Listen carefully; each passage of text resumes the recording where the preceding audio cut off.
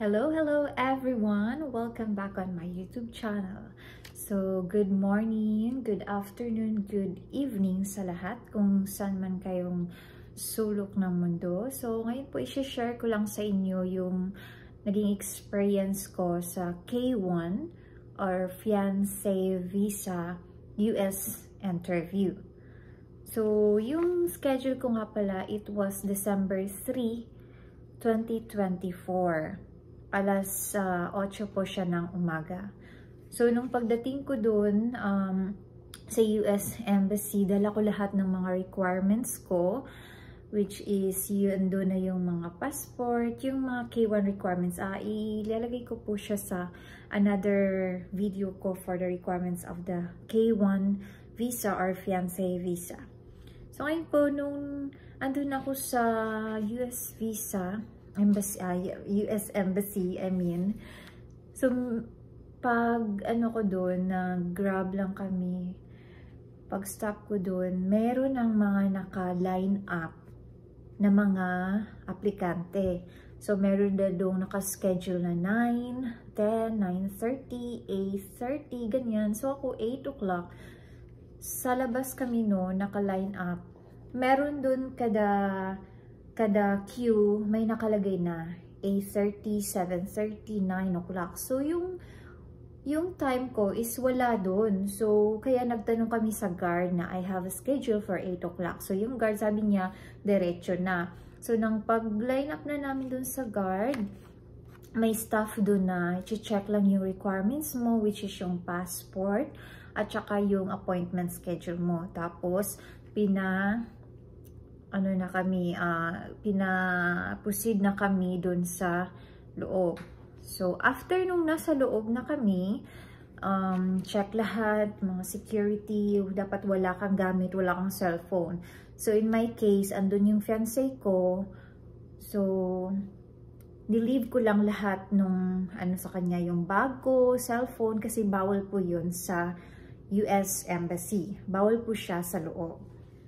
Ayan guys, so nasa loob na kami, naka-line up pa rin, meron kanya-kanyang staff doon sa loob na mag-a-assist sa'yo which section or window ka na pupunta. So, nung pagpasok ko na, chinek lang nung staff yung DS-160 ko, tapos sabi niya, upo ka lang muna dito ma'am, tapos tatawagin lang kayo, like by group, for Filipino interview. So, ayun, umupo lang kami for few minutes. So, after like maybe, I think, kasi maaga yung schedule ko. Ang daming tao guys nung time na yun. Super dami. So, we're waiting there. I think it was already 15 to 20 minutes. Kaupo lang kami. Tapos, tinawag na kami for, Filipino interview.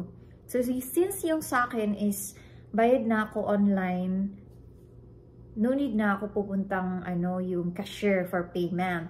So, while on the queue, waiting for my name to call, we are there waiting like, siguro mga 5 minutes din na kami. Waiting lang, yung standing ka lang na waiting. So, nung tinawag na yung pangalan ko with the Filipino counselor, kasi first is Filipino muna, check lahat yung documents mo, meron silang mga tanong. So yung Filipino guy, yung nag-interview sa akin, tinanong yung pangalan niya, pangalan ko, kung ano yung pangalan ko, date of birth,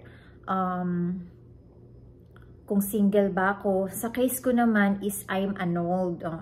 So sabi ko, I'm annulled, sir. Tapos sabi niya, okay, technically you are single now. Sabi ko, okay. So tanong din niya kung meron ba akong court decision sa aking annulment. So sabi ko, meron. So sabi niya, ibibigay ko lang daw sa final interview sa console na magtatanong sa akin kung hihingin nila. So, tinanong din niya yung petitioner's complete name, petitioner's address, date of birth, kung kailan kami last nagkita, ilang beses. Tinanong din niya kung si petitioner or si fiancé ko, nakailang divorce na siya. Kasi divorce po yung fiancé ko. Tapos tinanong din niya kung ilang anak, ganyan, may anak ba ako, tsaka ilang anak rin yung sa fiancé ko. Sa akin naman, wala akong anak. Annulled lang, pero wala akong anak. So, yun po yung mga tanong ni Filipino consul. Ngayon po, yung mga documents na hiningi niya sa akin, yun po yung civil documents, which is my NBI clearance, PSA birth certificate, my marriage certificate with annotation na nakalagay doon is annulled na or void na yung marriage ko. Sanumar, my passport, DS-160, MRV slip, tsaka yung dalawang 2 photo ID. Tapos, tinanong niya rin pala sa akin kung may na-receive nga akong text galing sa embassy or email na interview ko ngayon. So, since di ko na remember talaga yung exact date, sabi ko na lang like November 25 or 27 pa. So, okay lang. So, accept naman niya. So, yun nga, sabi niya for my final interview kung hihingin ni American consul yung divorce ko, ibibigay ko lang daw. Tapos kinuha din niya yung divorce decree which is original yung sa fiancé ko. Tapos yun. Siguro yung interview it takes siguro mga 20 minutes o sa consul. Tapos yun. Tapos nasabi niya tatawagin lang daw ako for the final interview. Okay, so ayun, pinabalik na ako ng upo doon. So, ayun guys, for final interview na. So, nakaupo na ako while waiting for my final interview. So, ito yung nangyari yung sa akin kasi I was wondering sa lahat ng mga FB page or yung mga kwento nila, ang dali lang ng interview for the final. Like, it takes maybe 20 minutes lang, ganyan, 30 minutes. Napakadali lang, super fast. So, pero yung nangyari sa akin, ang tagal kong naghintay. Siguro mga 3 hours kong naghintay bago tinawag yung pangalan ko. So, nag-worried na yung ibang staff doon. Pati yung fiancé ko, lagi nang nagtatanong doon sa guard. Tapos pati yung sa loob na dito ba si Divine, ganyan-ganyan. Kasi nga pala guys, yung nangyari sa akin, yung Filipino consul, nakalimutan atin niyang i-forward yung documents ko. So, ngayon, nung last 2 na lang yung kami doon na nasa loob for interview, for final interview. So, tinawag na yung pangalan ko, which is I'm in, I think, window 67. Oo. So, ano po siya, Black American. Actually, yung Black, syempre kinakabahan ka, pero yung Black American, ano rin siya, napaka-chill niya. Sinasabi lang niya sa akin na huwag ka lang kabahan, ganyan. So, while waiting for my documents, actually kasi medyo iwala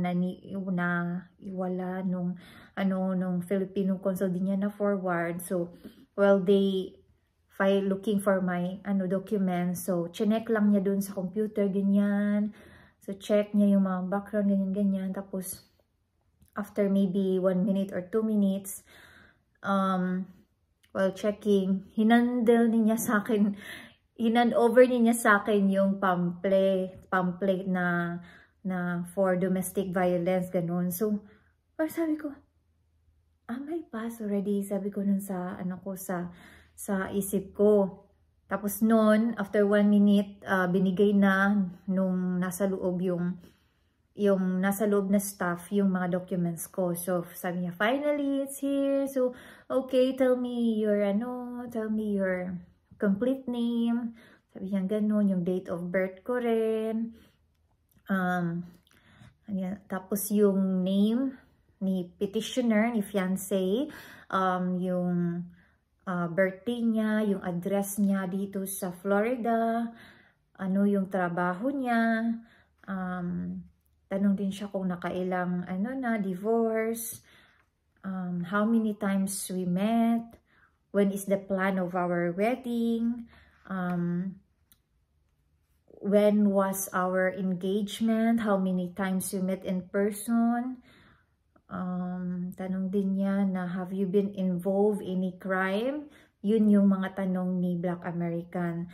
O siguro na sense niya na parang kinabahan ako. Sabi na kanta-kanta pa nga siya. O sabi niya na huwag ka lang kabahan, ganyan. Don't get nervous. I'm trying to calm you. Sabi niya gano'n. Oo. So, ayun, yun lang yung mga tanong niya. After that, he handed me already the pamphlet. Tas, na-remind lang din niya sa akin na for domestic violence, ito yung mga kailangan mong gawin, ganyan.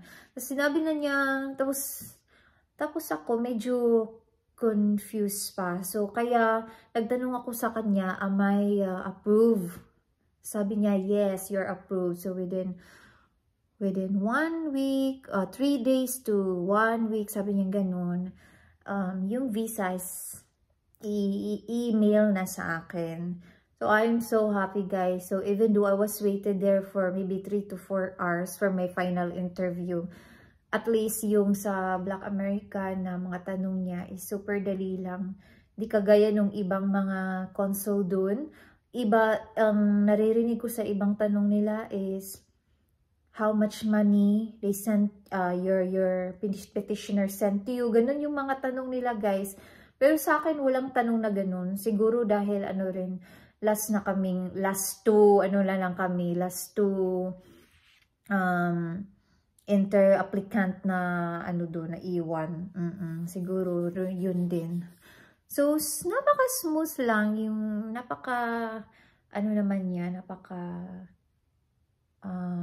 kind ng mga tanong niya. So, ayun po, yun po yung experience ko sa aking Filipino interview first and the final interview, which is the Black American. So, ayan po. So, sana nakatulong ako sa inyo sa mga tips and Q&A for the US Embassy interview. And don't forget to like and subscribe on my channel, Inday Gracia. And for the next video, ilalagay ko po yung mga requirements nga pala ng K1 or fiancé visa. And also my CFO experience also. So thank you so much. God bless.